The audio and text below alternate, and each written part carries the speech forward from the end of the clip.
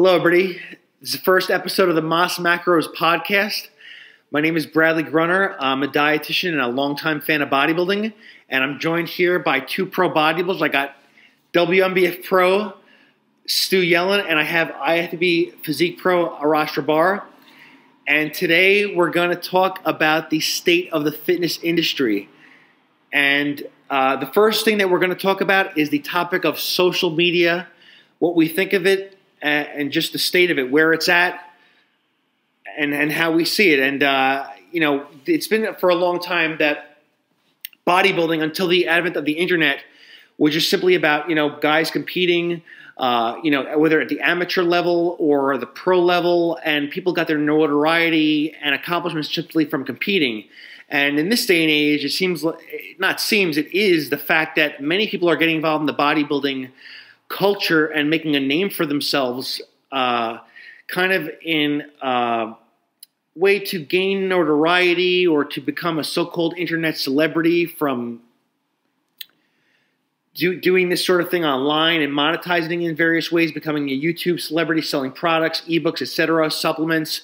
And then there are guys just competing still, and some guys combine both of them, and some guys go either way. And what do you guys have to say about that, Arash? What do you think about how this is going, the social media thing?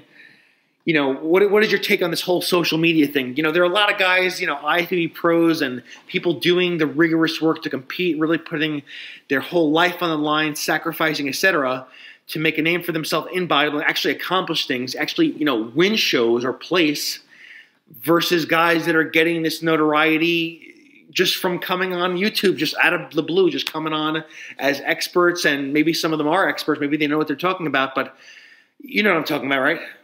Absolutely. I think it's an interesting topic. I think the fitness industry has grown a tremendous amount in the past few years, and that's opened up a lot of leeway for other people maybe not competitors, not athletes. So anyone willing to step forward and take advantage, there's a lot to be had there. I think being business-minded and being an athlete are two vastly different things. Just being a competitor and working hard and getting the notoriety through competing and placing well is one thing, but being on social media, being a personality, being likable, posting videos is something completely different. There are some people that have a nice balance and mixture of the two. And there's some people that don't, that compete, do very, very well, look really great, very well respected in the industry, but don't have the social media presence. They don't have the, for lack of a better word, the business angle. And there's some people that never have competed, nor do they have any desire to compete, but they've taken advantage of this huge industry, this big niche, and they have a YouTube channel or they have a social media, and for whatever reason, if it's just their personality, if it's their commentary or blogs or something that they put up is catchy, it's they have a following. To say one is better than the other, or if it's not right, I mean, I don't know if I would say that. I mean, there's no one is. Everyone has the capability to do this. It's just a matter of where your head's at, and what you're trying to accomplish. A lot of the old school guys, I think all three of us here come from the old school and grew up, watching bodybuilders of the 70s, 80s, and 90s. It's a passion, it's a love. We didn't look at it as a business. We didn't look at it to be on the cover of magazines. I mean, I know I didn't. I just started lifting in my basement and just wanted to look like the guys I idolize, So it's definitely a new age and a new time in the sport, and things are shifting. Stu? I think you touched on something really, really important. Not everyone wants to be a bodybuilder, and I think that really the use of social media it's hitting more of the audience that they wouldn't go to the newsstand and pick up Flex. They wouldn't go to Musco development forums and find out what the latest pros are doing. It is more I guess, of interest, looking good, feeling good, or even just the entertainment value, people putting out, podcasts and videos. And, at the other extreme, you've got, people churning out articles and, building up followings without any academic credentials either. And again, it's these people are getting information that, it's out there, it's on PubMed, it's on all these medical sites, but they're gearing it in such a way that they are attracting an audience. And, I guess at the end of the day, it's all about making things really digestible by the largest audience possible, and thereby it becomes business. It becomes, a means for, I guess I'll use the word fame and even money. And, especially, you look at, professional shows and amateur shows these days for the people that are in the sport. The bigger classes aren't the hardcore bodybuilders anymore. And it really does show the shift in the public perception and what most people are attracted to. Brad? Right. Yes, I agree with both of you. Actually, I've not competed like you guys have, but I've been following bodybuilding and really passionate about it, going to the gym and improving my own physique for a long time. And I've seen this whole change since the time I was 16 years old in 1995 or 1996. I mean, I've seen the whole shift. We all started out, before we even lifted a weight, looking at the old magazines, Muscle Mag, Flex. I've seen the whole phenomenon change. And to me, these days, I think bodybuilder, it's always been called a culture or a subculture, but today I think it's more of a culture than anything else. The average person, I think, that's on these forums or Reddit or any of these popular forums, bodybuilding.com, TMag, getbig.com, some of the other ones, musculardevelopment.com, the average guy just simply wants to look good and wants to look like a bodybuilder. Maybe, let's say, looks like he competes, but does not want to go to that length, that sacrifice that impedes on other areas of life. And I'm sure that both of you, definitely in the time that you've been competing so far, Stu, you've given up competing, you've moved on to other things in your life, and Arash, you're in the thick of it. You're an IFBB pro now.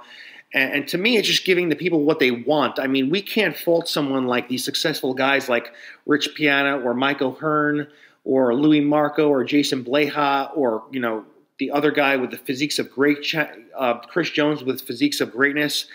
I don't fault them for doing this. These guys have good bodies, most of them. They have knowledge. They give the people what they want. They're personable. But I've seen, and again, there's no names to be necessary here, name dropping, because I look up to most people, almost everybody in this bodybuilding industry, including the pros, very inspirational people to me, and got me in the gym and inspired me.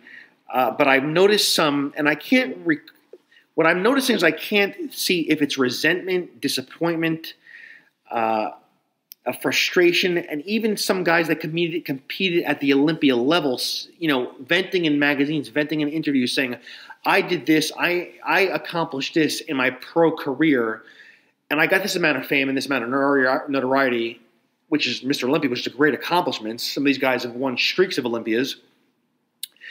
And then saying also, well, look at this other guy. This guy never competed. He's nowhere near my level of development. And now he could have God knows how many followers on Instagram or YouTube.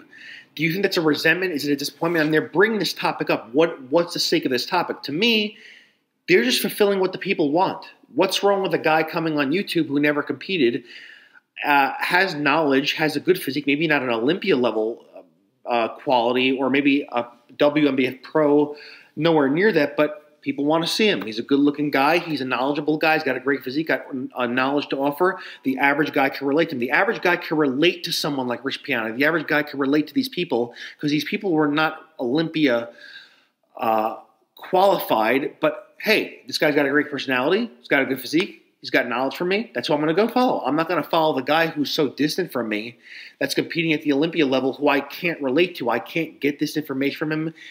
I can't be entertained by him. Why do you think these pros are venting? What's the venting for? These people are just giving what the people want. What is your take on that? Well, if I could throw something out, I know Ross was talking earlier. I'll throw the example of Kevin Levrone. we all follow the sport. We all respect Levrone a lot. He was a dominant pro in the 90s. He's the last several years, I'll say, got into the supplement company, tried to market himself on social media. Arash, you were pointing this out. And he's, I don't want to say this in a bad way, but nowhere near as successful as people that have done nothing in the sport, don't have supplement companies, aren't out there, putting up videos, using themselves as examples. Could there be a little bitterness? Could there be resentment there? I think that's a huge thing when you look at someone who was such a name, who had so many magazine covers, who had so many titles to his name. Arash, you what do you think? I couldn't agree more. I think you hit the nail on the head with what you said earlier regarding mainstream, and how the old school, or even today, the open class bodybuilders don't really cater too much to what the mainstream average male wants to look like. Kevin Levrone, personally, he was one of my favorites growing up, and I always looked up to him, watched his videos, the Maryland Muscle Machine. I had his VHS. I think he's great. I think speaking about the sport, speaking about the athletes, and looking at it in a business perspective is two completely different things. There's many amazing Olympian athletes, which we consider to be some of the most gifted athletes on the face of the planet, that a lot of people don't even know their names. But there's NBA players that are household names. Why? It all has to do with people's interests. With if there's a crowd there, if there are people standing in line to watch the game or watch the show, or people are coming on your YouTube channel to listen to what you have to say. Like you mentioned, Rich Piana and Louis Marco, LUI, they're night and day, two completely different guys. I don't think Rich Piana is relatable. I think he's just as relatable as a Olympian bodybuilder, because it's not so obtainable. But he got his notoriety and his fame from just coming out and telling the truth and being very an open book, very blatant and honest. And there's nothing wrong with that. The guy did bodybuild.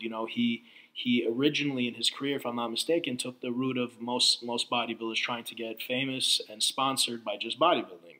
Completely stopped, got out of the sport, and came and got rich and famous at a whole nother angle, not even bodybuilding. Louis Marco is a blogger. He, gives information and his opinion. And the guy, no, he doesn't compete. No, he's not a mass monster, but he has an eye for the sport. I definitely respect most of his opinions and what he has to say about bodybuilding. He understands the history of bodybuilding, and he kind of just reports the news, and people like him for that.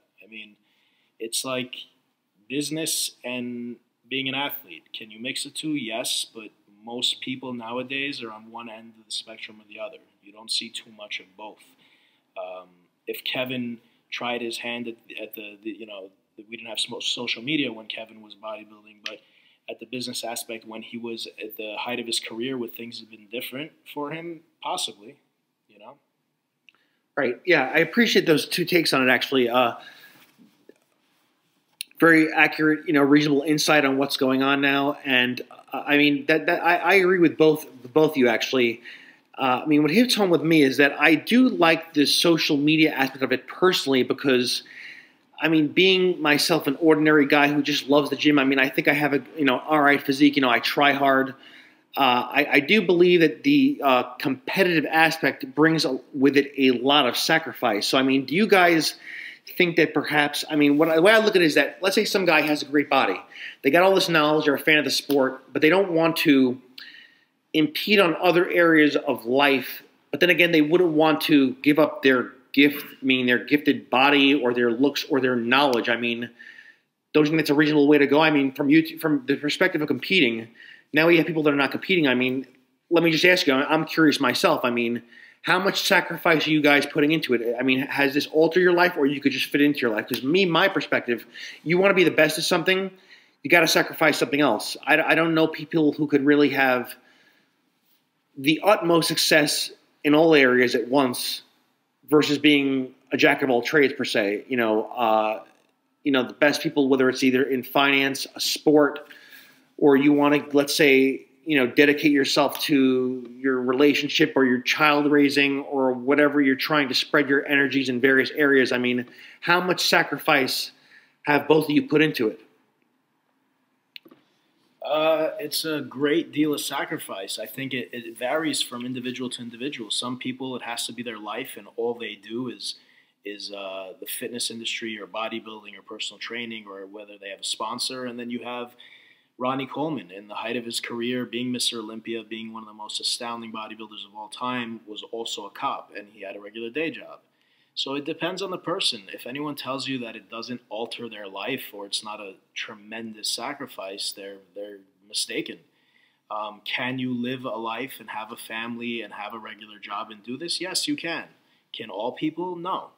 It's going to be tough. It's going to be very difficult. You have to give 100%.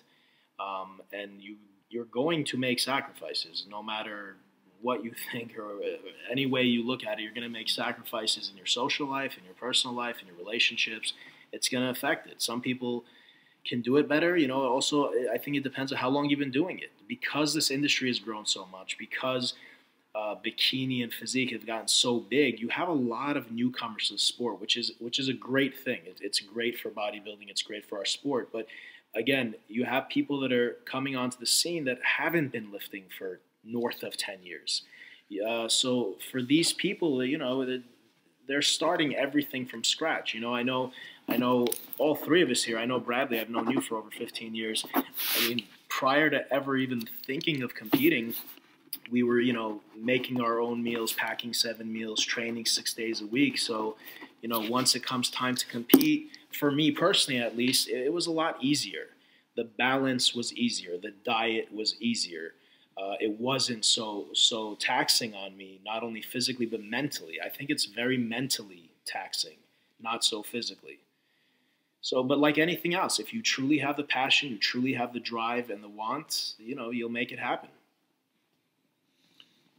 So, Stu, I mean, I know that, we've been friends for quite some time, and you've been telling me about your competitive streak and all that went into it. And, you've told me about certain things that you've had to sacrifice, or, whether it's, doing some things such as chopping down on a snack or something between breaks in your workday as a teacher. I mean, you are an art teacher. You do have a life. You do have a wife, and now you have a kid. But, when you were competing, you were married for some of the time, but you didn't have the kid then. But, you do have a profession. I mean, you're a skilled artist. You have a master's degree. And, what is your take on that? I mean, there was sacrifice, right? And even you said that you were even used the exact words "far gone" with it.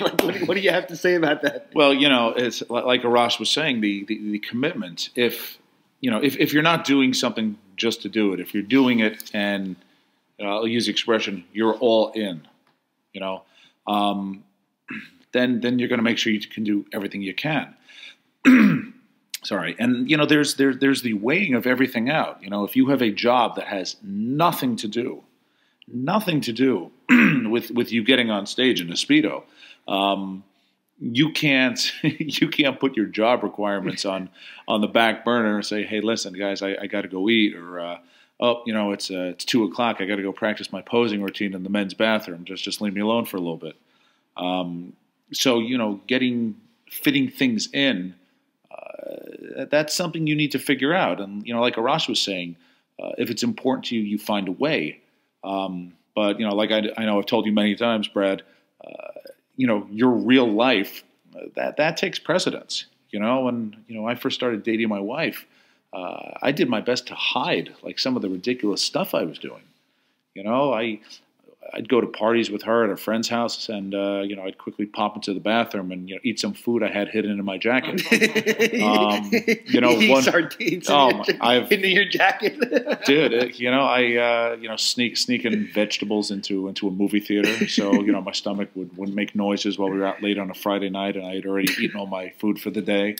I remember taking her to see The Lion King on Broadway, and I was getting ready for a contest, and there I was, eating hard-boiled eggs out of a Ziploc baggie in my pocket. I'm sure everyone sitting near me really didn't appreciate the odor. Yeah, exactly. Right? Yeah, I mean, I appreciate your guys' honesty with this sacrifice, and the thing is, that will lead me into, I think, is another great issue also today is that being that bodybuilding and fitness is catching on to many people are becoming more gym conscious. Not only more gym conscious, even the average person these days is aware of, what a low carb diet is, a paleo kind of diet. People that are not even absorbed in this culture so much are starting to catch on what to do with their bodies because they want to look better and feel better, be more attractive. And now with this new popularity, as we've said before, and many other commentators or writers have spoken about, we got all these different divisions. I mean, I can't even name it. I've lost track of the divisions. I mean, there's women bikini. I mean, you guys fill me in when you start talking. There's female physique. There's female fitness, if I have it right, bikini. Now we have all these things, and some people have even alluded to that, some woman has an, okay body, attractive, cute woman. And now they're thinking of doing a bikini show out of the gate. Not much muscle mass added.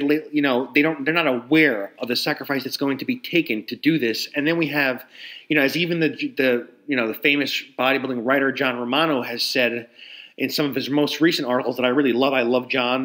He's written all the articles that we've read in the magazines for decades.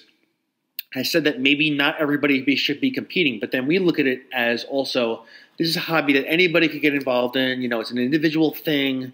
It's not an elite sport per se. Like it's not watched on TV as baseball and football are. But should everybody be competing? Should everybody try their hand at this? I mean, do people really know the sacrifice? Are they going to know about the hunger pangs, the irritability, the sacrifices and restrictions that you guys are talking about right here?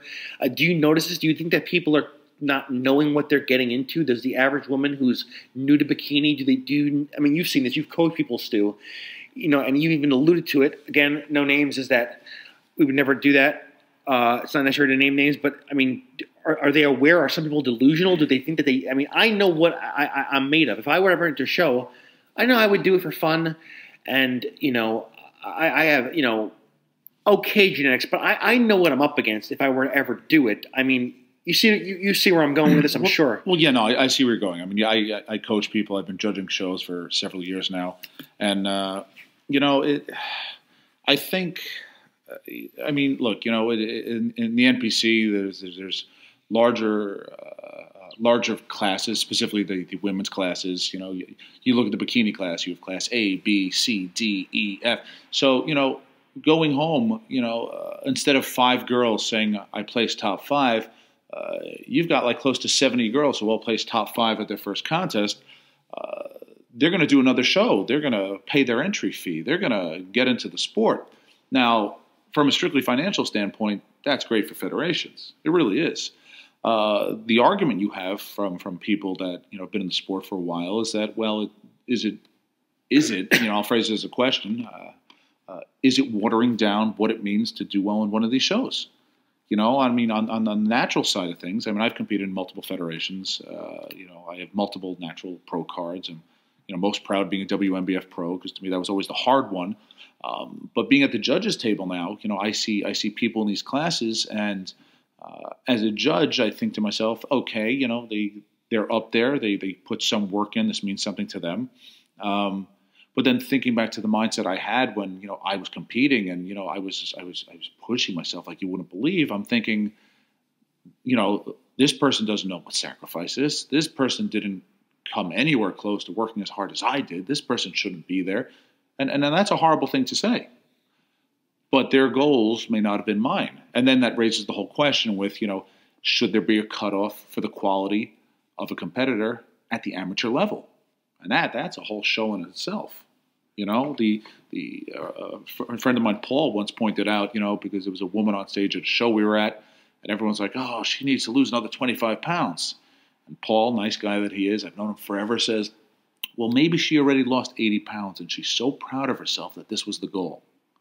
Now I understand that. As a human being, as a judge, I understand that. But for the person who's going to beat her, well, you know what? And again, I'll be playing devil's advocate here. They're not going to want to look at their contest photos and see that lineup and say, I won, but look at the quality of the people I beat. Now, again, I don't want to take one side or the other. I don't want to offend anyone here, but I think those are the flip sides of the coin. I mean, Arash, you've been in plenty of shows, man. What have you seen, man? Man, I can't disagree with what you just said. I totally agree. I think the worst thing is to win a class where second doesn't look like he's anywhere near first. He's, light years behind. It's not a true second. It's not a good feeling to win first when it was just kind of, no contest or no show, for instance. We've all seen the one guy that really didn't diet, did absolutely nothing, just showed up and got on stage, and everyone claps for them. And first few times I saw it, I was like, I don't get it. What is this? I grew up looking at blood, sweat, and tears, hardcore bodybuilding, sacrifice, and determination. And back in Pumping Iron, for instance, we always use Arnold and Pumping Iron as a reference, but people put them on pedestals and just stared at them, gawked at them, had no clue what these guys did, what these guys ate, how they ended up looking like that, or how they got there, and decades later, we all share our training, our diets, and then people, it's becoming more mainstream. And we always talk about our sport becoming mainstream and making bodybuilding not only live and remain, but thrive and grow. And if we want that, we're going to have more people competing. We're going to have our fans involved in the sport. Now, not everybody's going to make it to the pro level. Not everyone's going to be an elite athlete, just like baseball and basketball. It's safe to say a vast majority of basketball fans once played basketball. Maybe they just shot some hoops with their friends. Maybe they were on the team in high school. Maybe they even made it to the college level. 99% of them are not elite athletes, wouldn't make it to the NBA, wouldn't make it to the pro ranks, but that's where they have the interest, the love, the passion, and maybe now they're living through their favorite NBA player. If you're going to have such a huge gap between the fans and the athletes, like just, how it's been for decades, where the hardcore underground guys buy the tickets to the show, they go to the shows, they go to the Olympia to see the freaks, the mass monsters, and that's it. They go home. That's not mainstream. That's not bodybuilding becoming a huge mainstream sport. Is it ever possible? I think so. I think, a lot of people are talking about, bodybuilding's dying. I think bodybuilding is thriving. I think it's growing. It's changing. It's evolving with the times. We have a bigger fan base. Yes, there's more classes. There's more competitors. It's definitely better for the federations, but it's also putting the sport more on the map, and physique and bikini are obviously much more obtainable. Thus, you have more people doing it. I mean, to be in a men's open bodybuilding competition and place well, you can't be doing this for 6 months or a year. You have to have a couple years under your belt, if not 5 or 10, in my opinion, to have a mature, worthy physique. So I agree with what Stu said, though, having the shows being a little diluted and having, 60 girls, 60 guys, top 5, but I guess it's all part of the industry and the sport growing. I don't see, you can't restrict people from competing. Right. I mean, I'm agreeing with you. I think the culture is growing at such an enormously rapid pace. I mean, if you look at the Arnold Classic, the amount of diversity in the vendors at the expo and the diversity even just amongst the events at the Arnold. I mean, if I recall correctly, some of the events are including CrossFit competitions, MMA fights, all kinds of different seminars and workshops. I mean, even if you look at the physique and the nutrition practices of some famous celebrities these days, it has a bodybuilding flavor. We're seeing guys that are getting more interested in the culture as a whole. I mean, I think that obviously the field of nutrition and dietetics has something to offer people, in terms of just being, healthy or treating medical conditions with, clinical dietetics. But I'm seeing more and more that because of the popularity of bodybuilding, more than any of the, so-called, nutrition professionals like myself, I think that bodybuilding has had more of an impact, actually. We're seeing a lot of people becoming more gym conscious and just knowing about different nutritional strategies. I mean, I think there's a website called Nerd Fitness. That name alone just implies that you got regular guys that are starting to get into this. They're starting to look at nutrition strategies, training strategies. So I think that's like one of the best positives about bodybuilding, the best outcomes of that actually it's making our actually entire country more fitness and physique conscious, more health conscious. I think that's great, actually. And I appreciate what you both guys said about this aspect of people, they're, got a little throw off track there. There not being a rigid standard on who is going to compete and who is not to, or people underestimating the sacrifice or the practices that go into this, or what you need, what the years that you need to invest with to get to the muscular development that you need for this endeavor. Now, also, I want to touch upon another thing I've seen with the state of the industry now is that, with the social media aspect that we mentioned before, is that I've noticed this pervasive phenomenon of people on YouTube who actually, in this respect, I actually do kind of empathize with some of the people who are successful in this field. There's this new phenomenon of people bashing people that are being successful. For example, the whole fake natty phenomenon. Some guy will get on YouTube and call out, so-and-so who's making a living or being successful competing, or both of them. And they think that they're the savior of this sport. They think they're the savior of this hobby, saying like, okay, this guy's a fake natty. He makes these false claims that he's drug-free, so he could sell you his supplement, and this supplement is like a magic potion that's going to give you these drug-like effects. And then some other YouTube personality arises out of the blue saying, hey, I'm the savior here. I'm the Robin Hood who's going to tell you the real deal.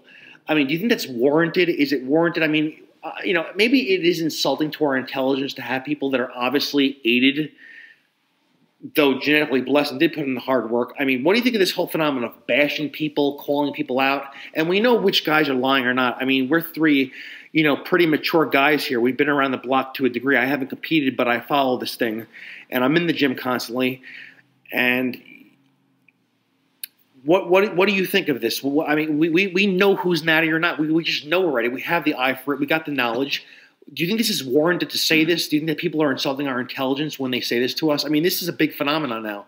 Do you think this is, I mean, these people are giving people what they want by calling out the so-called fake natty. I understand that they get the YouTube videos, they get the monetization from this. But what do you think of this whole flavor? I mean, this is the state of the fitness industry. This is what goes into us now, these bash fests. Well, look, Brad, I'll be honest with you. You know this. You watch a lot more crap on YouTube than I do. Yes, you do. And every time I pop on, I mean, look, maybe I'm shifting into being the old man here, but honestly, I can't believe the crap that's out there. I can't believe the number of people that think that their opinion is not only important, but that they should be listened to as some sort of expert. And then the fact that if someone else does the same thing they're doing, putting out a video with their opinion stated as this is how it is, well, now, you know what? Now I'm offended. Now I have to write a rebuttal video to your video. And it goes back and forth. And you know what? If at the end of the day, you just care about, people clicking on your thing, then you know what? Piss people off, ruffle feathers, name drop, do whatever you're going to do, because it's going to get more people to watch your videos. But at the end of the day, it's like you got to ask yourself, is it about notoriety? Is it about, fame? Is it about money? Or is it about respect? I mean, I still do, but I remember being on certain web forums, and I remember one character in particular who would constantly get into fights with people, and his argument, his explanation was always, well, these other people are giving out bad information, and I can't let that happen because all the newbies, all the young kids are going to learn the wrong things. Look, well, I guess that could be seen as kind of a virtuous, rationalization. When we're talking these YouTube videos, when we're talking these these idiots, because that's how I view most of them. Well, who are you? Who are you that you're any better than them? And again, this is most of the people. I'm not going to drop any names. There are a few names that I respect quite a bit, but easily 95% of these people putting out videos there's no real educational background. I'm not seeing any formal training in this. There's no real life experience competing, years and years of training where while you may not have a degree, I can look at your physique, I can look at people you've trained and know, wow, this person obviously understands things to at least a rudimentary enough degree to produce results. It's ridiculous. It really is ridiculous. And I mean, I know every time you send me something, check this out. I'm rolling my eyes before I even click on this. Yeah. Raj. So what do you think about that? Well, first and foremost, with the birth of social media, we had the birth of thousands of people coming forward and saying things that they normally wouldn't say in any other, realm of reality. So the haters, so to speak. So whoever you are, whatever you're doing, positive, negative, you're going to have a slew of people that are bashing you regardless. That being said, your question about is it right about guys marketing themselves with, supplements, diet plans, whatever, and saying they're natural when they're not. No, I think you should definitely be honest. I think they're just lying to the youth, lying to them, saying, this is obtainable when it really isn't. Now, that being said, even the drug-free athletes out there, I mean, to say that it's obtainable, we're talking about most pros are the elite 1%, So, yes, any average guy or girl that really has the desire and the discipline, does the research, learns the diets and the trainings, yes, they can dramatically, change their body composition and get the ideal body that they want, or something close to it. Can they be professional athletes? Can they be top bodybuilders? No. Genetics, we all know here, drugs aside, diets aside, training aside, genetics is number one. Without the right genetics, you're not going to cut it, But I gotta, one thing Stu said is there's a lot of crap out there. And every single time someone sends me something or I open my phone, I gotta say I'm very disappointed. There are very few people out there that have something worthwhile to say or teaching something. It's either a bunch of crap or, hey, look at me, I look good. And honestly, you guys that are listening, it's up to you. You keep praising them, you keep giving them hits, and you keep listening, and they'll keep giving you the crap. So you got to decide what you really want to learn and be in this for longevity and be fit and healthy or whatever you want, or you just want to praise somebody that's just full of crap but is blessed by having elite genetics and maybe not even training that hard, maybe not even that knowledgeable. Not to say that there are people out there that are, but the vast majority of people I see on social media these days seem to fit that criteria. Well, Arash, let me just jump in on you here, man. Do you think? I mean, you brought up the whole, fake natties, everyone calling everyone out, selling supplements and stuff. Is it really any different than when we were reading the magazines? Thinking, oh, you know what? I'm going to take Weider Megamass 2000. And I'm gonna look like Mike Matarazzo in 2 months, man. That's a good question. The other day I was talking to my friend, and I said, I started bodybuilding. You don't have to stand on stage with posing trunks and oil to be a bodybuilder. Bodybuilding's anyone, in my opinion, that's not a strength trainer. You're training for different changes in body composition. And I started bodybuilding at 12 years old, and I didn't know what steroids were. I didn't know Sylvester Stallone, Hulk Hogan, and Arnold Schwarzenegger were on steroids. And when I look back now, am I angry? I mean, I guess ignorance was bliss because I trained my ass off for north of 10 years before I even realized this. Then when I realized it, what did I do? I did it for another 10, 15 years, So, there's two sides of this. Like, oh, it's, you got to tell them the truth. Well, you tell a lot of young guys the truth and you come out and you tell them these crazy cycles that a lot of people say they're taking, which I don't believe all top pros take them because, again, a lot of the top pros today are the genetic elite and their bodies respond differently than some, 18-year-old kid that has no years of training under his belt and subpar genetics that has no business taking any drugs.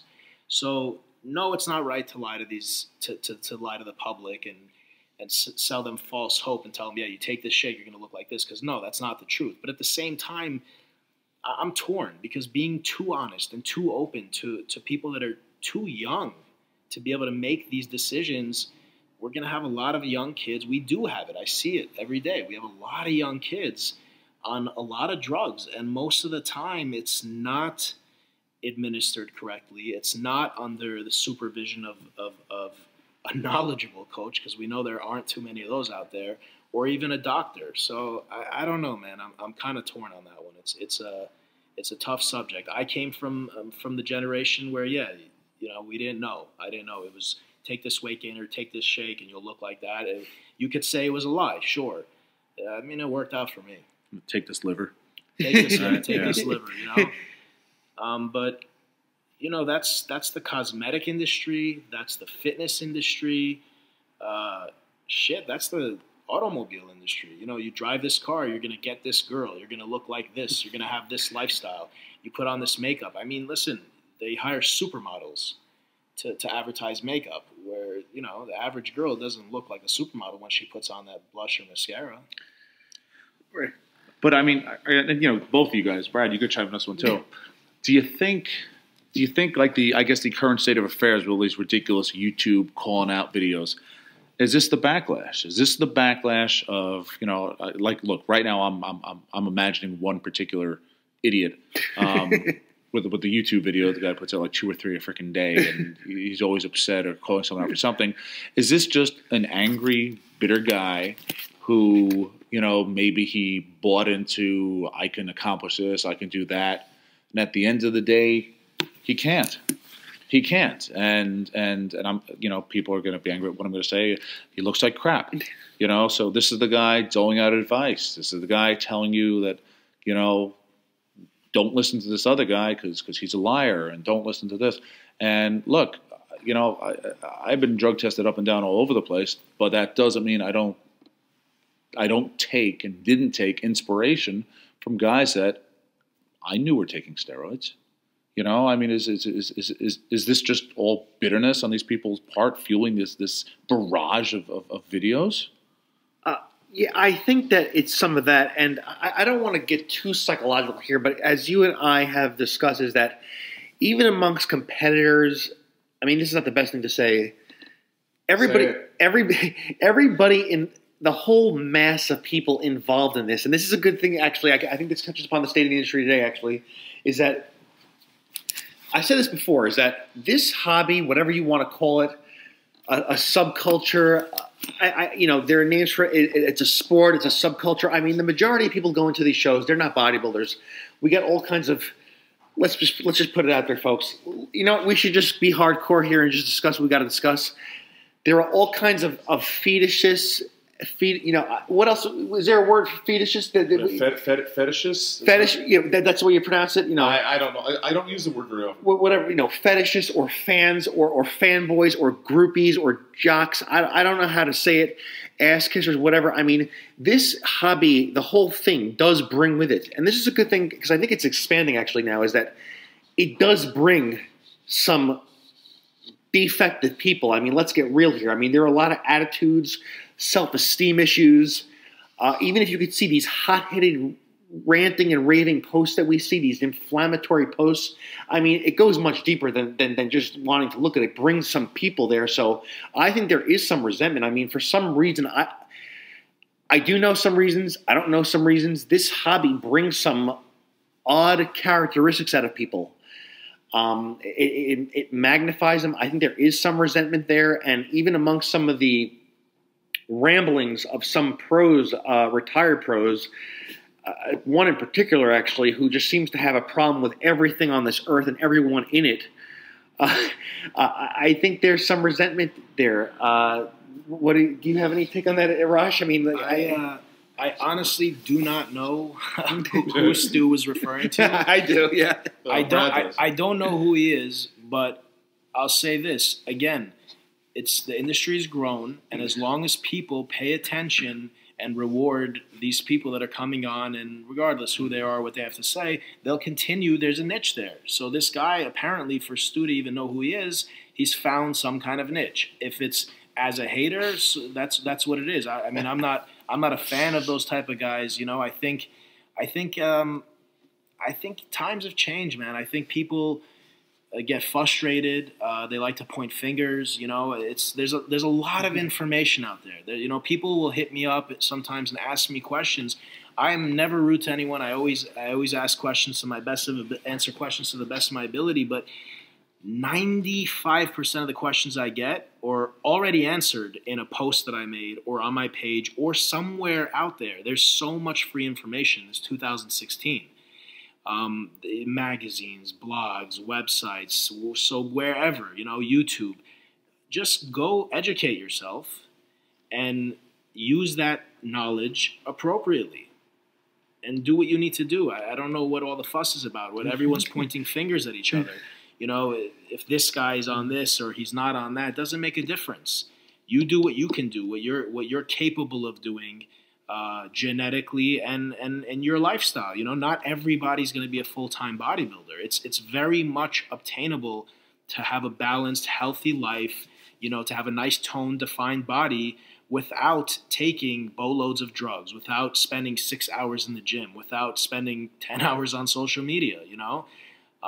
So I don't even know if I ranted off topic. Well, no, I think you could get by with only 5 hours of social media because Right. you know it is 2016. Right. But the thing is, and you know, I think that you both touched upon good points there. And you know, as far as what someone's going to get out of this hobby, I mean, I'm talking to two pros here. One is retired from competing. One is in the thick of it competing, and he has a good grasp. You know, my friend Arash here, he has a good, you know, between balancing work, and he knows what goes into it. He's very level-headed. You know, Barry been a good friend to me, and I know him very well for the past, you know, decade or more. And my friend Stu, very level-headed people who, you know, knew what they were up against, knew what went into this at a high level, and have managed to reach that high level. And I mean, what do you guys have to say? Because I think this is a great topic, actually, in itself. Is that there are people who are pouring their lives into this perhaps more than they should. We could get onto the actual good aspects and the good returns from bodybuilding, even if it's just your hobby. I mean, but then again, I think that it's a little overblown. To me, why is a guy, a young man, or even an older man, we've seen these 50-year-old burnouts in the gym, they never competed, they're still taking drugs, they still, even if they are competing, it's not at a high level, they're not getting monetary returns, their health is at risk, they're borderline, you know, renal dysfunction, you know, headed for a dialysis. I mean, I think there are great things you could take from this hobby. You know, nothing's going to happen to a regular guy trying to keep in shape if he misses like 1 out of 10 workouts or a meal here and there. You know, you don't got to be a competitor to behave like a competitor or live like a competitor to look really damn good.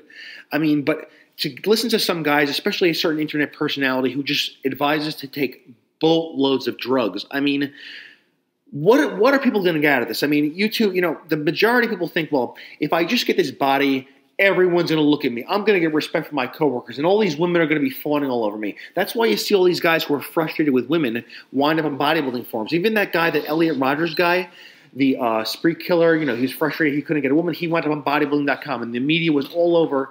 Bodybuilding.com. You see this over and over again, this merging of like this pickup artistry with bodybuilding, but these guys getting online saying, you know, if I get this looks, I'm going to get this woman. I mean, I don't see it like that. You know, the world has respect for a variety of different attributes. There's only so much that your muscles are going to get you. I mean, I'm talking to two guys who lifted because they loved it, were health conscious, wanted the physique, but just loved this hobby. It didn't matter what kind of women they were going to get. They weren't obsessed with you know, who's going to pay respect them because they're muscular. I mean, I'm sure you like the attention. I mean, you both have striking physiques, you know, as pro bodybuilders, but did it really give you, is it giving you, I mean, it's giving you all the satisfaction. I know you guys love it, but you can see where I'm going this. I mean, is it going to change some dude's life? I mean, is he going to, it's going to pay for him to have a nice physique, but you're really going to get that much out of it from taking all these drugs, not even competing, not even having the genetics. Are you really going to get all these women and this respect? I mean, you know what I'm trying to say? Well, Arash, help me get some of these women out of the way. And then maybe we can ask the question. All right, okay. Well, the last, I mean, listen, I saw a post that made me laugh the other day. It was a picture of, social media, and then you think guys think they're gonna open a social media and get a bunch of girls, and I have like my inbox is full of guys asking, bro, how much do you bench? Bro, how many grams of protein do you eat? That's the truth. But when you were talking, Brad, all I could think of was one word: passion. That's really the only reason, in my opinion, that for doing something so outrageous, so crazy in most people's eyes, with so much sacrifice. There's very few the elite bodybuilders that really make a nice living. Everybody else is barely getting by. Everyone knows this. The industry is changing and it's growing, and you're seeing a lot more of it. You're seeing a lot more bikini and physique guys making a good living. Fine. But no, you shouldn't be doing this sport of bodybuilding for any other reason than pure passion, for the love of it. And to say older guys do it. Look, I don't agree with a lot of things a lot of people do, but when someone really wants something, when they love it, and it's their dream and their passion, you can't really stop them. I mean, a hobby of mine is auto racing. I love automobile racing, and it's not safe. Do people say that about F1 drivers? F1 drivers are at very high risk. They could die. It's a huge sport, one of the biggest sports on the planet, and it's similar. They all have risks, you know what I mean? I've been skydiving before. It was fun. It was great. You can die skydiving. So, like Ronnie Coleman, he was one of my favorite bodybuilders of all time. I think this week or last week he had another surgery, and the guy can't walk. It's very sad. It's very upsetting. And he made a post saying, that he has zero regrets, except instead of 2 reps of a tremendous, 800 pound squat, he regrets he had 2 more in him, and it's haunting him for his life. And you have 2 different groups of people. One, the hardcore, saying, yeah, that's fucking amazing. Yeah, Ronnie, hell yeah, hardcore. And the other group saying, well, you know what? With all due respect, like, that's nuts. Is it worth it? Would I take it back? And it's all up to the individual. Anyone out there saying Ronnie's an idiot or he's right or he's wrong, that's up to him. If he doesn't regret it, great, fine. Me personally, I have an idea of what I want to look like. I know how much, sacrifice and time it's going to take, but I also believe in longevity, in my health, and I'm going to do the best that I can to watch every move that I make and think of the future. That's just me personally. I have a lot of friends that don't care what it takes, don't care if it takes 20 years off their life. They just want to be an IFBB pro. They just want to be on the big stage, on the Olympia stage one day. So to each their own. We can't, if we're going to sit here and debate about who's right or who's wrong with their life decisions, frankly, it's a huge waste of time. Everyone's going to do what they see fit. I don't know. That's all I got to say about that topic. No, I think what you said was really, really good. I remember me and Brad had a conversation a while ago. If I had shoulder surgery, and that's when I said, all right, look, I'm packing this in here. And Brad had asked me, would if you didn't have the shoulder issues, would you still be competing? Probably not. I always knew that I wasn't going to be one of those, guys in his 50s looking a little bit worse each year, but hoping that people applauded for you because, you were still hanging in there.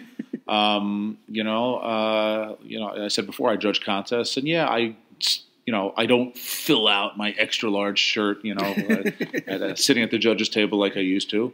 But I'd certainly rather people remember me looking like I did, in my prime than hanging on, because there's as much as I think we all love this. You do, you have to, to put the time that's necessary to really reap the rewards into it. There's other parts of life, and you need to have some kind of perspective. And I mean, maybe it's easier for me to say that now that I'm a little more removed from the stage. But you're talking about the old guy still going to the gym. You know what? Look, if it makes him happy. If it makes him happy, maybe you could point out to this guy so many times. Look, you're still taking buttloads of PEDs, and you're doing this, you're doing that, and that may not be the best thing, but there was God, I'm sure we've all heard that there was that study where they asked what Olympians, if you could take a drug that would take 5 years off your life but guarantee you'd win a gold medal, would you do it? And I'm pretty sure, I don't remember the number, but like the vast majority of them, without a second thought, like, yeah, no question. And that's, if you're only here once, I guess you gotta enjoy your time. Brad? Yeah, I see both of your points, actually. I mean, there's very good insight on both of it. I mean, it depends. Like, Arash said, you're big, we're big boys here, you do big boy things. Sometimes there's big boy consequences. That's what it is. And I think everybody who takes up a big boy endeavor should understand these consequences. And if you look at it like that, just make sure I believe personally, if you're going to do these big boy things with high risk, possibly very bad consequences that you can't return from, me personally, I think you got to realize who else is on board with you. If you have kids, a wife, a family, you got to realize that these people are in it with you. So you have to think about who you're dragging on board with you with this endeavor. And just one more topic, and we're going to wrap it up here. And we're going to touch upon with the state of the industry in a next podcast. But just one more topic, because this is kind of a phenomenon going around these days, is that there are some people who actually are, let's say, a breath of fresh air to the public by airing out all the dirty laundry and saying this is what they do with peds, this is the amount, this is what you should take, this is what I take to look like this is when you should start. You don't have to put all these years in the gym before you start flirting with the dark side. And we all know one guy in particular who's basically made a brand of discussing peds, actually discussing. Even his brand name implies mega dosing drugs. And some people will say that he's being irresponsible, or even some other person that just recently posted some monstrous drug cycle online. And we like this guy. And some will say that he's being irresponsible. Now, to me, when I was younger, my family members who, followed bodybuilding from the start said, these guys all do drugs. See that guy over there? See this pro bodybuilder you look up to? Whatever the names were in the Flex magazines or Weeders magazines, like, you got to take drugs to look like it. And I would say, as a naive kid, I'd say, really? You got to do that to take that?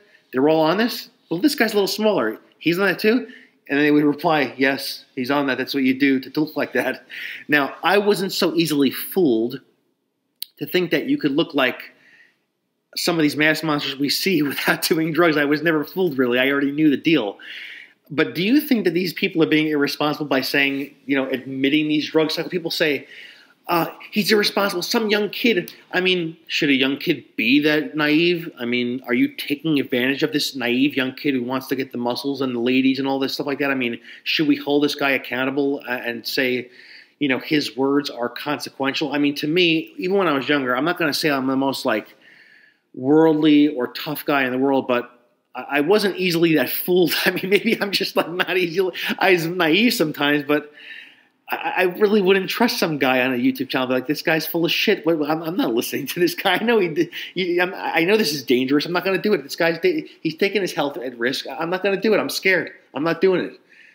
Or do we just have that much influential, naive, kids that don't realize the consequences of this?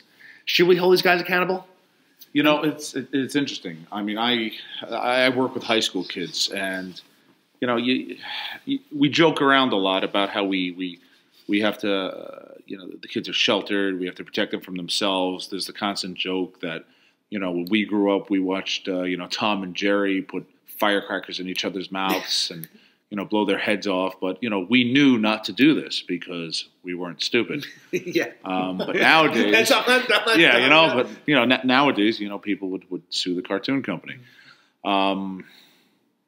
It's you look at the extremes. Was it better when, we'd look at, our bodybuilding heroes and not know that they were on steroids? Or was it better when, you could go to the, I won't name, but, drop a web, pop in on a certain web forum, and there's the pros, and they're outlining exactly what cocktail that they took. I mean, like it's a tough call to make. I mean, you would think in an ideal situation that young kids would not have access to any of these chemicals. But the reality is, I mean, and I'm certainly not hopping 100% on one side or the other side of the PED question, but the stuff's out there. The stuff's out there being made in people's bathtubs, and there's absolutely no regulation going on at all, and that's a scary thing. Yeah, this is definitely a tough one for me because, well, first of all, this is a big discussion when it comes to bodybuilding, but people don't realize that this is prevailing in every other sport as well. In baseball and basketball and NFL, drugs are there. It's just not as obvious because they don't look like bodybuilders. Bodybuilders look like superheroes. They look like the G.I. Joes. And mind you, that's why people want to look like them, because we played with G.I. Joes. And, G.I. Joe's biceps were bigger than his waist. So that was my memory. That was imprinted in my head. Like, I still want to look like that. So, yeah, drugs are in every other sport too, man. And I see coaches and parents giving some, not all, but giving their kids in high school and college anabolics, performance-enhancing drugs to make it to the pro level. So it's not just bodybuilding. People point the finger at bodybuilding, but it's present in all sports and the Olympics as well, So, me being torn on the subject, I don't respect people that lie, that, take drugs, but they say they don't to market a supplement. But at the same time, I don't think the youth can handle making that decision. I think too many kids are just like, oh, he's taking this dose, so I'll take this. And a lot of the guys, Bradley, that you hinted to, a lot of the guys nowadays that are coming out and telling the truth, fine, they might be telling the truth about their doses. They might be telling the truth about a couple of the top 280-pound bodybuilders' doses. But that doesn't mean a young teenager or even a guy in his 20s needs or should be taking that dose. First of all, there's many bodybuilders out there that don't take those ridiculous doses that grow and react very well to much less amounts. We know this for sure, but people just don't want to believe it. I mean, Kevin Levrone, we know the guy didn't even have an off season many years that he competed. He was completely off and completely out of the gym.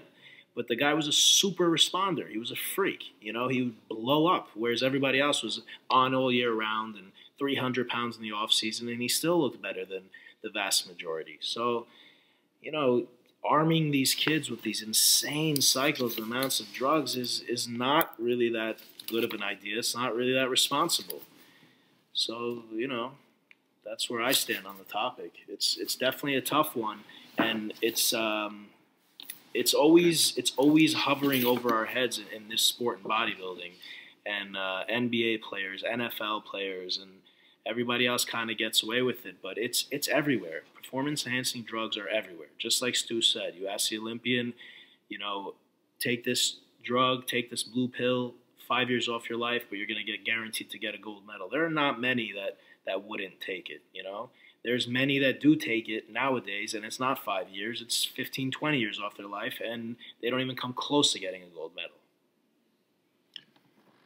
Yeah, that really hits home to me. And like your guys' perspective on that, actually on the matter of responsibility. And I like what Arash says, actually, is that, a lot of people are compelled to just take people's advice and not put it in perspective, is that someone will follow, and this could be a whole topic for another discussion as well, is that when we get more into the details of training and nutrition, actually just personalized nutrition and training, which things should be personalized for most people once you get past the beginner's phase, especially, is that, a lot of people out there, you have to, and this is a word of advice to people listening to this, in terms of training and nutrition, and if you want to go the drug route, is that just because your favorite idol on YouTube is using a certain amount, you have to understand that this guy is highly experienced, especially one of the guys who listed his cycle. He's been lifting for quite some time. His mom was a bodybuilder. The guy was in the gym at 9 years old observing bodybuilding. That guy might, I don't know if he needs that amount of drugs to grow at this point, but most guys from what I know, and I mean, I'm sitting here with the IFBB Pro, you know, I share some things with the context I have actually, some of my acquaintances or my friends, is that you don't need extreme training techniques, super high calorie diets, or super high drug regimens to grow in the early phases. You cannot just simply take someone's advice who's been in this for years and years and years. I mean, I know someone who got a diet from a well-known guru and just got fed off the diet, and I noticed that it was not personalized at all. The guru had him eating 5,000 calories a day when he did not need it, but he just simply took the guru's cookie-cutter program thinking it would be for him.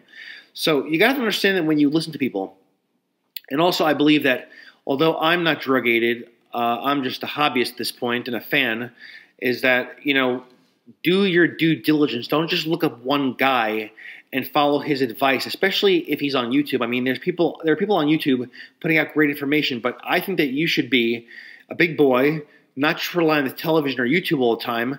Go to the gym, speak to some guys that you could gain the trust of, and actually see what the pros and cons are to everything.